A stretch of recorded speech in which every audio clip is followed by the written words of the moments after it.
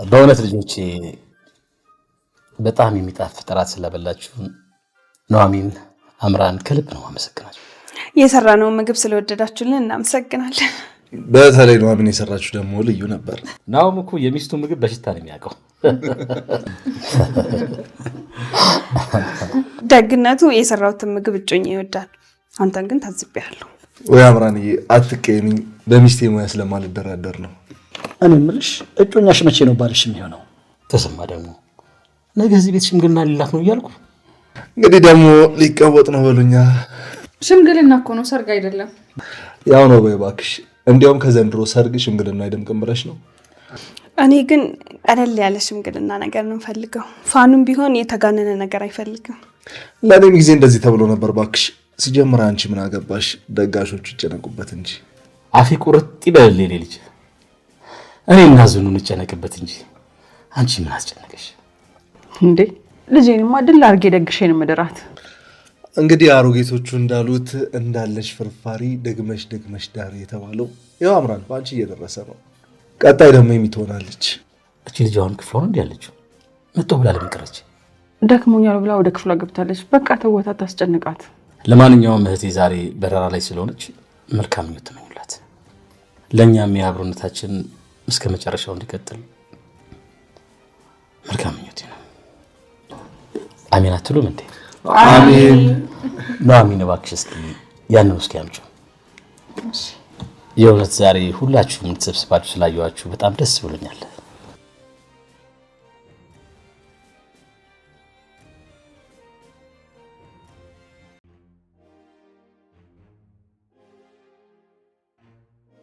ኮማንደሩ የላካቸው የገዳዮቹ ጥቃትና ከእሳት አደጋው ከተረፉ በኋላ በጋሽ ላይኩን ቤተሰብ ያለው ጭንቀት አልረገበም። ኑሐሚን በደረሰባት ከፍተኛ ድንጋጤ ምክንያት እየደነገጠችና ጭንቀት ውስጥ ሆና ተጨንቃለች። ሲምባ ኑሐሚን እየሰማሽኝ እኮ አይደለም። መጀመሪያ ተረጋጊ። ጋሽ ላይኩን እኔ እኮ ጨነቀኝ። አሁን እሱ ምን ማድረግ አለብን? ምንድነው የምናደርገው? እያለ በመሀል ይጨነቃል። ዝናሽም ወይ ካልሆነ ለዶክተር ፋኑ እንደውልለት እንዴ? ኑሐሚን ግን አካሏ ነው እንጂ ከነሱ ጋር የተቀመጠው በሐሳቧ የተፈጠረውን ነገር ደጋግማ እያስታወሰች ነበረ። ሲምባ ሊተኩስ እያለ የሚያሰማውን ድምጽ፣ ጋሽ ላይኩን ደግሞ ተኩስ የሚለውን፣ ግማሹ ቤተሰብ ደግሞ እንዳትተኩስ በእሳት እንቃጠላለን የሚለው ያለፈው ድርጊት አእምሮ ያለ መላልሶ እየመጣ እየረበሻት ነበር። ኑሐሚን ጥቂት እንደማማተብ ብላ ስትነሳ ዝናሽና ላይኩን ከአጠገቧ ሆኖ ኑሐሚን በድንጋጤ ምክንያት አካሏ ደንዝዞ መሆኑ በውስጧ ግን ሰላም እንደሌለ ነገረቻቸው። ልጆችንም ወደ ፖሊስ ጣቢያ ከመውሰድ ይልቅ ቀጥቅጠው ወደ ሰፈራቸው መመለሳቸውን ለዝናሽ እየነገሯት፣ ዝናሽ ምን ሆነሃል ላይኩን? ሰውየው እኮ በጥይት ነው የተመታው። እንዴት ወደ ፖሊስ ጣቢያ የማይወስዱት? ጋሽ ላይኩን ኮማንደሩ ለሰራው ስራ በጥብ ባላስከፍለውም እኔ ላይኩን አይደለሁም፣ ጦርነቱን እነሱ ጀምረውታል፣ እኛ ደግሞ እንጨርሰዋለን ብሎ ይፎክራል። ናሁምም በአባቱ ሀሳብ ይስማማል። ልክ ነው አባዬ ይስማማለሁ፣ እነሱ ጀምረውታል፣ እኛ እንጨርሰዋለን ብለው ቃል ይገባሉ። በዚህ መሃል ዝናሽ ሮማንን ምግብ እያጎረሰቻት እያለ ሮማን በተሰበረ ልቡና እያነባችና እያለቀሰች ይቅርታ ለማለት ከአፏ በተሰባበረ ቃላት ትሞክራለች። ሮማን ይቅርታ እያለች በተደጋጋሚ ትጠይቃለች። ሮማን ላደረገችው በደል ይቅርታ ጠይቃ የተሻለ ሕክምና ዛሬ ማታ ከሌሊት 7 ሰዓት ወደ ጀርመን ለመብረር እንደተዘጋጀ፣ ጋሽ ላይኩን ደግሞ ሚስጥራዊ ሰነዱን ኮፒ አድርገው ለአቶ ተፈራ እንደሚሰጡት ለዝናሽ እየነገራት የእህትስ ጉዳይ የእህትም ስም እኮ አለበት ስትላት፣ አይ ለፖሊሶች ብንሰጥ ነው እንጂ ችግር የሚያመጣው ለተፈራ ነው፣ እሷ ደግሞ ትበራለች፣ ባይሆን የሚሆነው ከበረረሽ በኋላ በፖሊስ ስለምትፈለግ ወደ ሀገር ውስጥ መግባት አችልም ይላል። በሌላ በኩል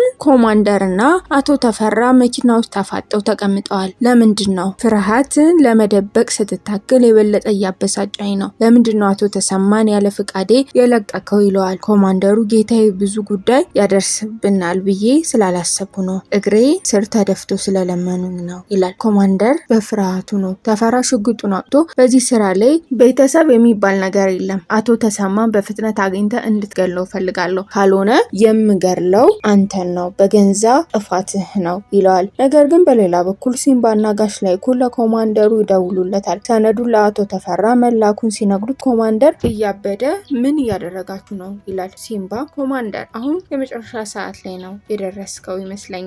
የሰነዱ ኮፒ ለአቶ ተፈራ ልከነዋል ይለዋል። ኮማንደር በድንጋጤ አይሆንም፣ ይህ በፍጹም ሊሆን አይችልም፣ ሁላችንም አጠፋችኋለሁ ይላል። ሲምባ ቤንዚኑን እኛ ላይ ያርከፈከፍኩ መስሎ ነበር፣ ነገር ግን ራስ ላይ ነው ያርከፈከፍከው፣ መልካም ስቃይ ተመኝቼልሃለሁ ብሎ ስልኩን ይዘጋዋል። አቶ ተሰማ በሰራው በደልና ህሊናው በወቀሰው ምክንያት ቤቱን ጥሎ ጎዳና ላይ ወጥቶ ነበረ። ኑሐሚን አባቷን ፍለጋ ፎቶውን ከከተማው በሙሉ ለጥፋ ነበረ። ሆኖም አንድ ሰውዬ ደውሎ አባቷ ያለበትን አካባቢ ጠቁማታለሁ፣ ባክህ በአይን ቁራኛ ተከታተልልኝ እንዳይጠፋብኝ ብላ በአፋጣኝ ወዳላት ቦታ ቶሎ ትሄዳለች። ኑሐሚን አባዬ ለምንድነው ቤቱን ጥላ የጠፋው?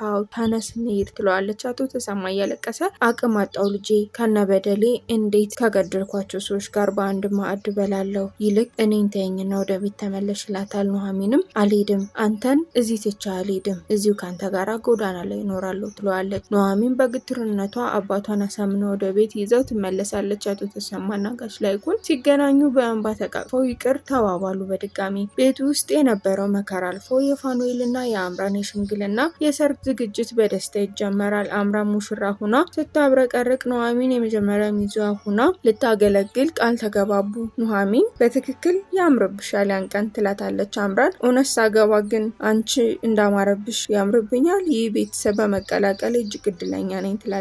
ኑሐሚንም አዎ አታስቢ፣ ድል አድርገን የምንድርሽ። ጋሽ ላይኩን፣ አቶ ተሰማ፣ ዝናሽና ልጆቹ በሙሉ ተሰብስበው የምሽት የራት ፕሮግራም እየበሉ ያለ እናታቸው ልጄን ድል አድርጌ ነው የምድራት ስትል ሁሉም በደስታ ይተያያሉ። ደስታው እንደቀጠለ ሆኖ ጋሽ ላይኩን ከትልቁ ጠላታቸው ከአቶ ተፈራ ጋራ የሚመጣውን ውጊያ ራሳቸውን እያዘጋጁ፣ አቶ ተሰማ ለላይኩን አቶ ተፈራ የሚባለው ሰውዬ ጭራቅ መሆናቸውን ሰምቻለሁ፣ እጅጉን በጣም አስፈሪ ናቸው፣ እጃቸው ረዥም ነው ይለዋል። ጋሽ ላይኩን ግን በጽናት ታዲያ ምን ችግር አለው? ደስ አድርጌ እቆርጠዋለሁ። ቤተሰብና ሀገር የመጣ ሰው አልደራደርም፣ የጊዜ ጉዳይ እንጂ የሰው ጀግና የለውም። አሁን ግን እራት ደርሷል፣ ወደ ደስታችን እንግባ።